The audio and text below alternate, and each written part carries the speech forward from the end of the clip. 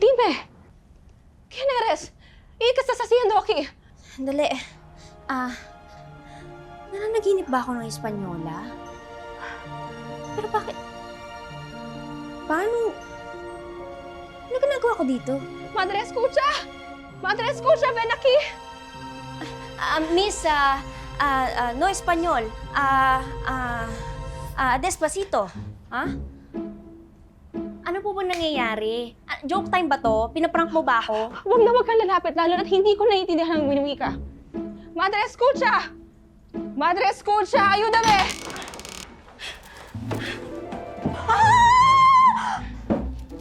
¿Quién es ella?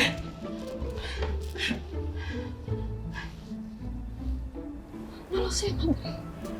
Nagmulat ako na nandito na siya sa aking silid. Sandali.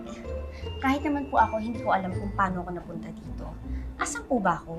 Ito ang Beaterio de Santa Catalina. At hindi kita nakikilala. Hindi ka nabibilang sa mga kolehiyalang naninirahan dito. Sino ka? At bakit ka naririto?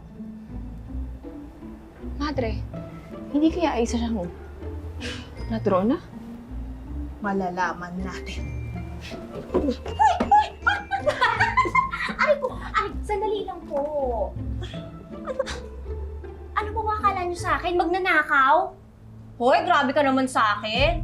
Maganda ka pa naman sana, mapagbintang ka. Masama yun Hindi ako magnanakaw. Mahirap ako, pero hindi ako magnanakaw. Jesus Mariosep, babae, mag-ingat ka sa paraan ng pakikipag-usap sa kolehiyala. Hindi siya kung sino lamang. Si Senyorita Maria Clara ay isang banal na dalaga. At anak ng isang deklaseng Ginoo, si Don Kapitan Tiago. Ikaw si Maria Clara. Oh.